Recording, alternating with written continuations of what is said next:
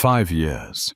That is exactly how long ruthless Chicago syndicate boss Dominic Russo managed to keep the ghost of the only woman he ever loved safely buried in his past, until a cartel shootout sent him to Mercy General, and he looked through the glass of room 304. He froze. The fluorescent lights of Mercy General Hospital hummed with a sterile, maddening buzz. It was 3 a.m. in Chicago, and the storm outside battered the reinforced glass of the emergency ward. Dominic Russo stood in the shadows of the hallway, a heavy wool coat draped over his broad shoulders, his custom-tailored Tom Ford suit ruined by the dark, tacky stains of his underboss's blood. Vincent had taken 2 hollow points to the chest during a sit-down with the Moretti family that went completely to hell. Now, Vincent was in surgery, and Dominic was left pacing the linoleum, surrounded by 3 heavily armed associates who looked like ordinary men in suits, but whose eyes constantly scanned for threats. Dominic hated hospitals. They smelled of bleach, despair, and the inevitable. He needed a moment to breathe, to get away from the frantic energy of the trauma center and the lingering questions of the Chicago PD officers who knew exactly who he was, but couldn't prove a damn thing. Gesturing for his men to stay put, Dominic walked down the long, empty corridor of the intensive care wing. He didn't know where he was going. He just needed the silence. He passed rows of darkened rooms, the rhythmic beeping of heart monitors, the only sound breaking the quiet. As he walked past room 304, something made him stop. It wasn't a sound.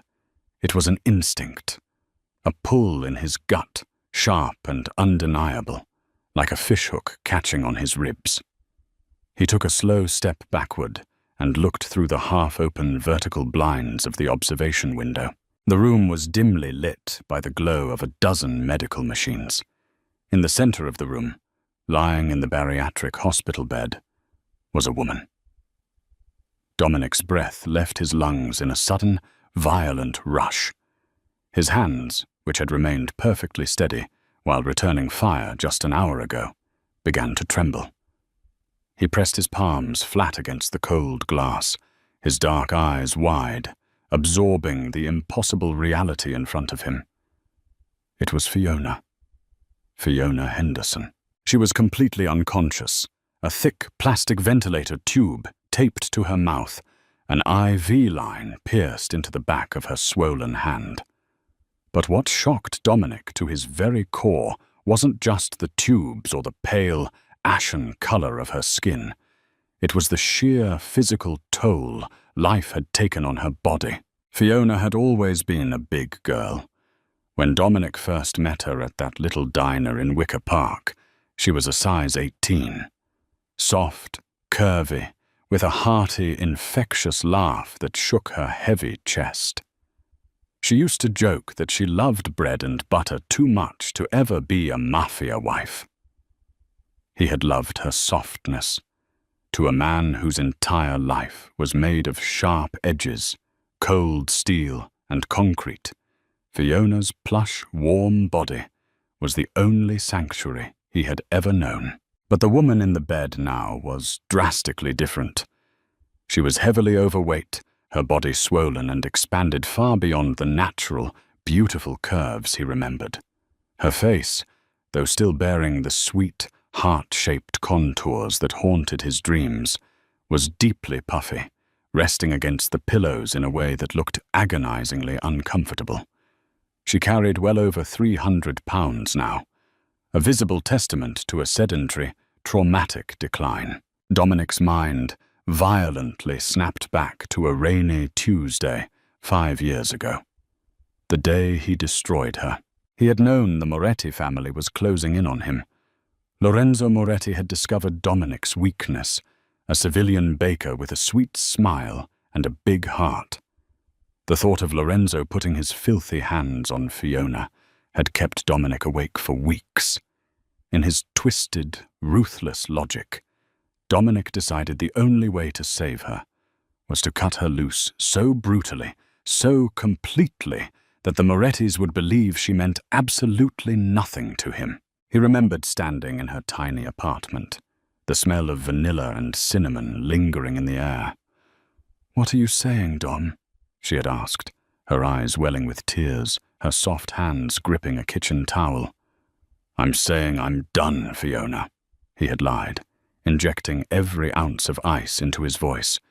"You don't fit in my world. Look at you. You're slow, you're soft, you're a liability. I need a woman who can run if she has to, not someone who holds me back. We're finished." The words had shattered her. He watched her crumble, the deep, agonizing sobs shaking her heavy frame. She had tried to reach for him, but he had slapped her hand away and walked out the door without looking back. He had assigned 2 ghost operatives to watch her apartment for a month, ensuring Lorenzo's men didn't follow her. When she packed up and moved out of Chicago 2 weeks later, Dominic had breathed a sigh of relief. He had broken his own heart, but he had kept her alive, or so he thought. Staring through the glass now, Dominic felt a wave of nausea wash over him. The woman in this bed was broken. The machines were breathing for her.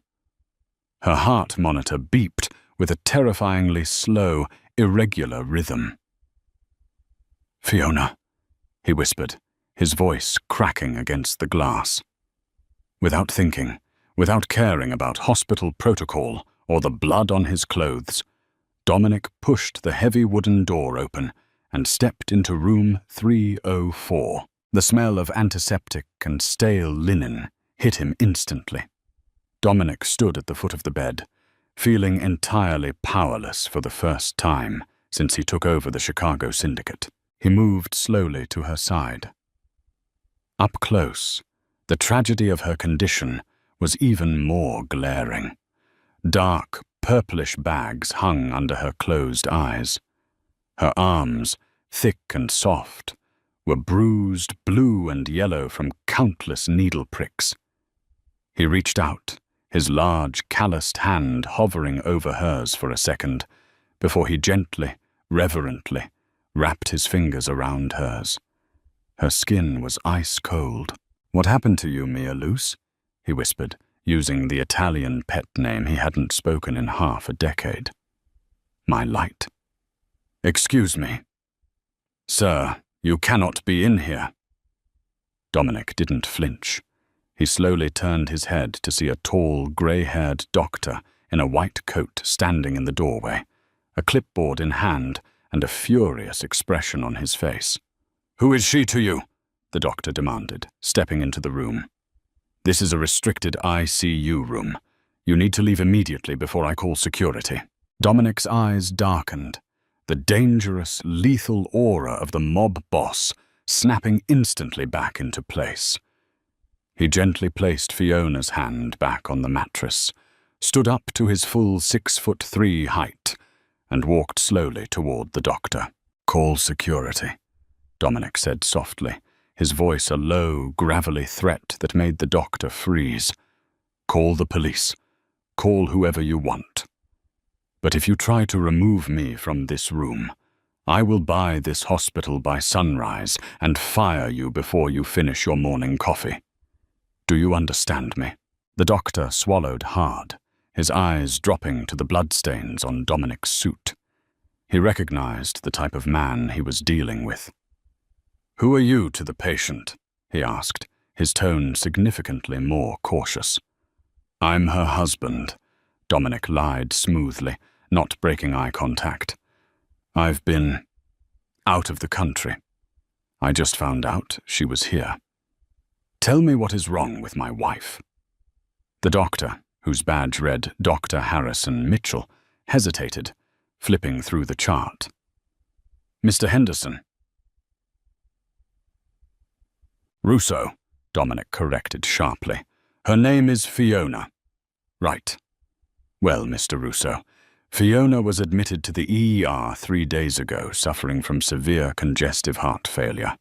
Her lungs were filling with fluid, and her kidneys are currently functioning at less than 20%. We had to intubate her to keep her oxygen levels stable. Dominic felt the floor tilt beneath him. Heart failure? She's only 32 years old. Dr. Mitchell sighed, his demeanor softening into professional sympathy. It's a secondary complication, Mr. Russo. Fiona has been in failing health for a long time. Her heart is struggling under the immense strain of her weight, combined with severe chronic hypertension. She wasn't like this before, Dominic stammered, pointing to the bed. She was heavy, yes, but she was healthy. She was vibrant. Dr. Mitchell looked at him with a mix of confusion and pity. You said you've been out of the country. How long have you been away from her? 5 years. The doctor nodded slowly, looking back at the chart. Then you don't know about the accident. Dominic's blood ran completely cold. What accident? 4.5 years ago, Dr. Mitchell explained, his voice lowering. Fiona was involved in a catastrophic hit-and-run in Detroit. A black SUV ran a red light and T-boned her compact car at 60 miles an hour. Her pelvis was shattered in 3 places. Her lumbar spine was severely compromised. She spent 6 months in traction and went through 4 major reconstructive surgeries. Dominic couldn't breathe. Detroit. She had moved to Detroit after he threw her out. And a black SUV. The Moretti family's signature hit method. Lorenzo. He hadn't protected her. Lorenzo hadn't been fooled at all. The moment Dominic removed his protection and sent Fiona away, Lorenzo's men had simply followed her, waited until she was entirely isolated, and tried to slaughter her. The trauma from the accident left her with severe chronic pain and highly limited mobility, Dr. Mitchell continued, oblivious to the monstrous realization unfolding in Dominic's head. She's been practically bedridden for the last 3 years. The immobility, compounded by severe clinical depression, led to massive weight gain. Her body simply became a prison. She's been fighting a losing battle against her own anatomy ever since. We are doing everything we can. But honestly, Mr. Russo. But what? Dominic demanded, stepping closer, his fists clenched so hard his knuckles were bone white. It is an absolute miracle she held on this long, the doctor said quietly. Most women wouldn't have survived the initial crash, especially not in her condition. Dominic frowned, the ringing in his ears growing deafening. Her condition? What condition? Dr. Mitchell paused, looking deeply uncomfortable. He checked the chart again, as if to verify the information. He looked up at Dominic, his eyes filled with genuine sorrow. Mr. Russo, Fiona was 6 months pregnant at the time of the crash. The impact, the trauma was too severe. She lost the baby on the operating table. A little boy. The clipboard slipped from Dr. Mitchell's hand, but Dominic didn't hear it hit the floor. The sterile white walls of the hospital room seemed to dissolve. A little boy. 5 years ago. 4.5 years ago. The math slammed into Dominic's chest like a freight train. When he stood in her kitchen and broke her heart. When he called her a liability and walked out the door. She was already carrying his child. She had taken his cruel words, packed her bags and left the city, choosing to raise the heir to the Russo syndicate all by herself, rather than tie Dominic down. And because of his arrogance, because he thought he was playing a brilliant game of chess against the Morettis, his son was dead. And the woman he loved was suffocating under the physical and emotional weight of a tragedy he had single-handedly orchestrated. Dominic turned back to look at Fiona. The heavy, swollen body in the bed wasn't a sign of weakness or failure. It was the armor of a woman who had survived a literal massacre. It was the physical map of the agony he had forced her to endure. She had taken the hit meant for him, lost their child, and spent 4 years locked in a broken body, suffering in silence.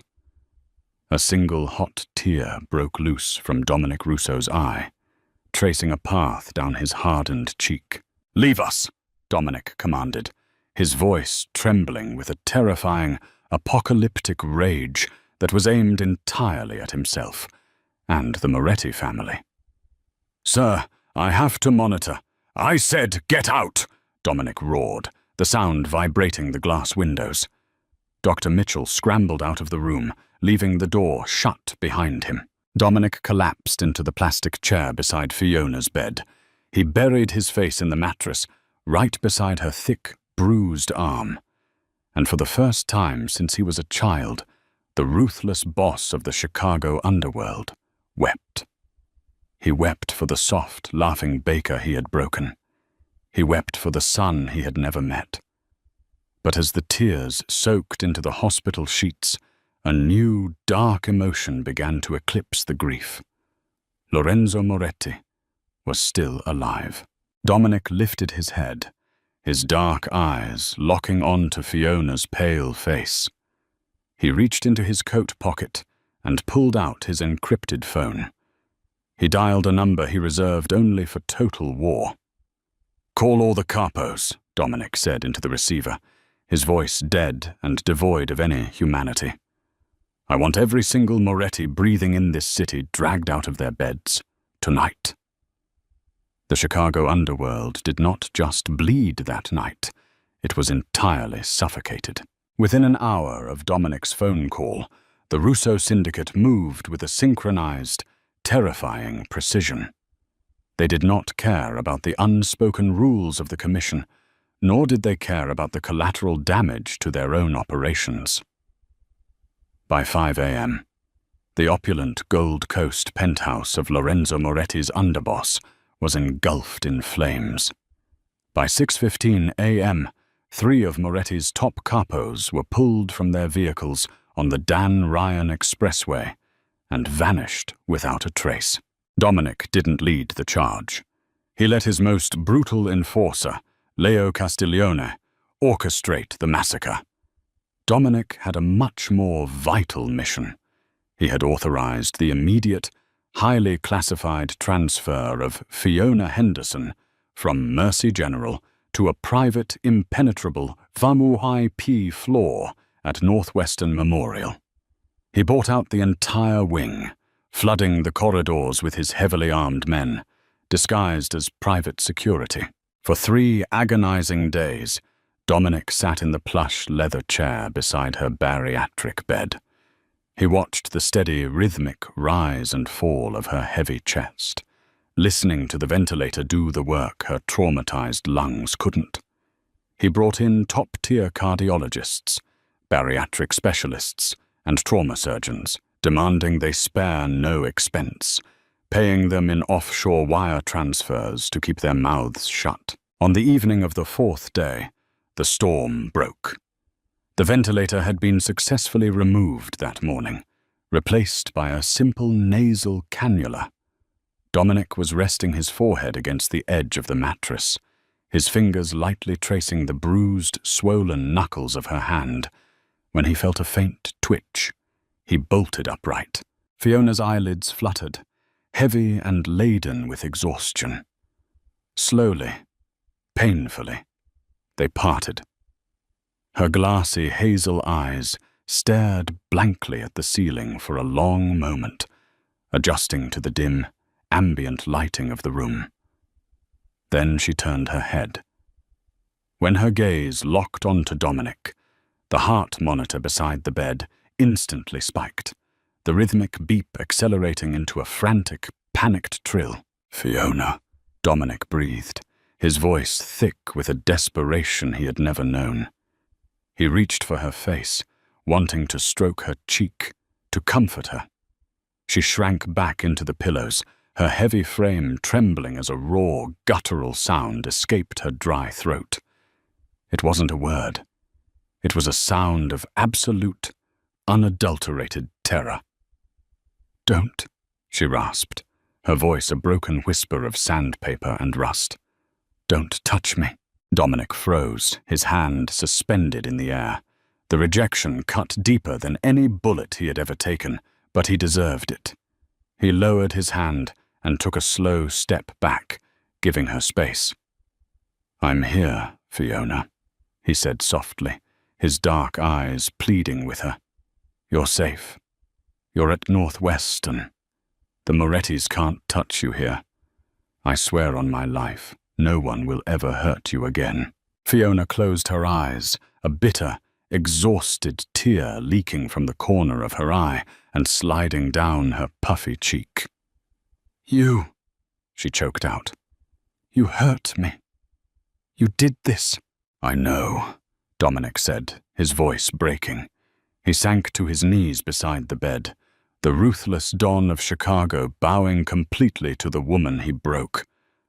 "I thought I was saving you.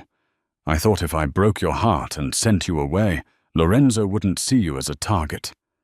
I didn't know he followed you. I didn't know about the crash. God, Fiona, I didn't know about our son." Or, at the mention of the baby, Fiona's eyes snapped open. A fire ignited in her hazel irises, a fierce, devastating inferno of a mother's grief and a survivor's wrath. Despite the massive weight pressing down on her failing heart, she forced herself to prop up slightly on her thick elbows. "You think this is about a broken heart?" Fiona sneered, coughing weakly. "You think I'm lying in this bed, trapped in a 300-pound body that doesn't work, because you said mean things to me?" Dominic looked up, confused by the sudden, sharp clarity in her voice. "Fiona, Lorenzo was at the hospital in Detroit," she whispered, her voice trembling with dark fury. "4 days after the crash, I was in a halo brace.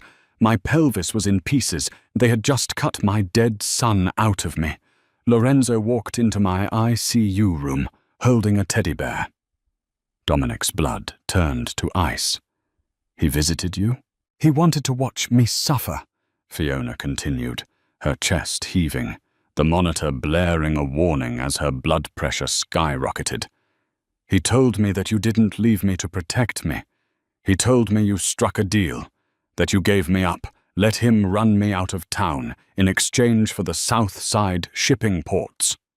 "That's a lie," Dominic roared, surging to his feet. "That is a goddamn lie, Fiona. I gave up the ports after you left to distract him. I never traded you." "It doesn't matter what the truth is," she cried out, her heavy chest shuddering with sobs. "He told me you sold me, and I believed him, Dom, because it made sense. Why else would you discard me like garbage? So I made a decision. I decided that if I was going to be trapped in this broken, ruined body, if my baby was going to be buried in a closed casket, I was going to take both of you down." Dominic stepped back, his brow furrowed in deep confusion. "What are you talking about?" "Agent Thomas Griffin," Fiona wheezed, falling back against the pillows, her energy draining rapidly. "FBI, Organized Crime Division. I've been working with him for 4 years from my bed. I memorized your ledgers, Dominic. I remembered every name, every drop-off, every shell company you talked about when you thought I was asleep. And I gave it all to the feds, to build a RICO case against you and against Lorenzo." Dominic stared at her, utterly paralyzed. The woman he thought was a helpless, tragic victim of his world had spent the last 4 years actively orchestrating his downfall from a bariatric hospital bed. She hadn't just survived. She had weaponized her grief. "The feds are moving on Lorenzo tomorrow," Fiona whispered, her eyes fluttering shut as the exhaustion overtook her. "And then, they're coming for you. I did it, Dom. I finally killed the monsters."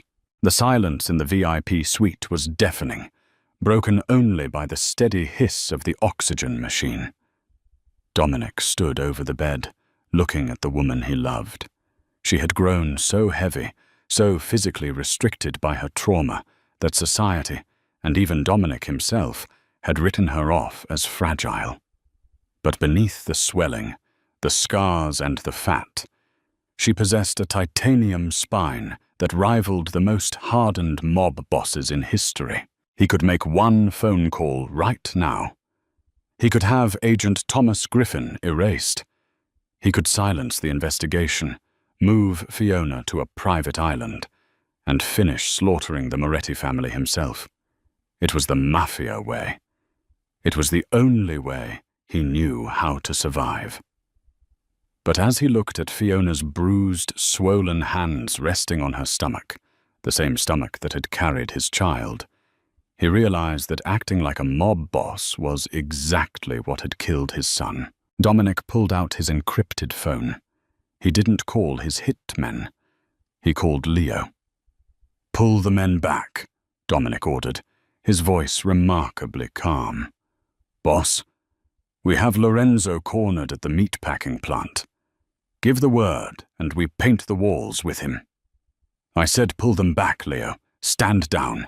Leave Lorenzo right where he is, and anonymously tip the FBI to his location. Let them take him alive."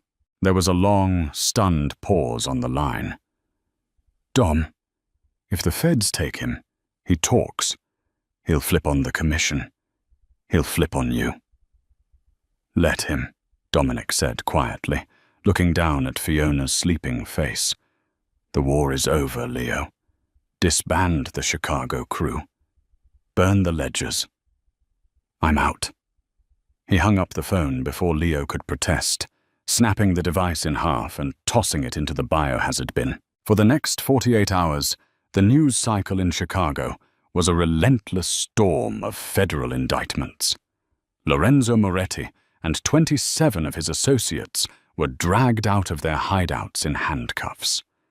The FBI praised a confidential informant who had provided the foundational evidence for the largest Mafia takedown in Illinois history.